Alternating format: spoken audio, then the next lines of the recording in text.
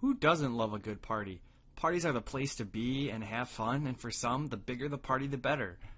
While some may not consider politics a party-like atmosphere, our political parties, or groups of people who organize to win elections, operate the government, and determine public policy, do have different geographic levels where important things happen. The broadest level is the national level, and it definitely is the place to be. Our nation has two major political parties, the Democratic and Republican parties. Both of these parties have a national party level group that more or less oversees the state and local party levels. While the national party level doesn't strictly control the state and local party levels, it does, however, establish the ideals and positions that all levels of the party supports, called the party platform. Just as there are different parts that make up a political party, there are also many parts that go into creating the national party level for both the Democratic and Republican parties. All of these parts work together like a machine to ensure that the people who a political party supports are elected to political office, and so that each party can pass laws that are in line with its party platform. One of the most important parts of the national party organization is the National Convention. The National Convention is a meeting that is held every 4 years by each major party to select presidential and vice presidential candidates, to write a platform, to choose a national committee, and to conduct party business.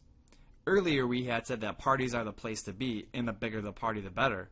Well, in politics, parties don't get much bigger than the National Convention. At the National Convention, each of the parties formally chooses a National Standing Committee, elected by the individual state party levels. The National Committee directs and coordinates party activities during the 4 years in between national conventions. National committees are typically comprised of men and women from each state, as well as other state-level party leaders such as governors, mayors, and members of Congress. For example, one of the activities that the National Committee has is to ratify the choice of a national chairperson. The national chairperson is the spokesperson for the entire party. Both the Democratic and Republican parties elect a national chairperson for their national party level.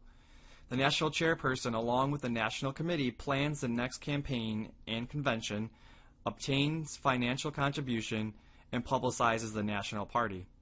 In regards to obtaining financial contributions, remember that one of the biggest goals of a political party is to support party members in running for elected office and helping them win.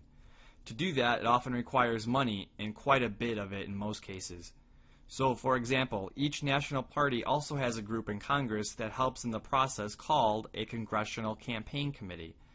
A Congressional Campaign Committee is a party committee in Congress that provides funds to members and would-be members in Congress.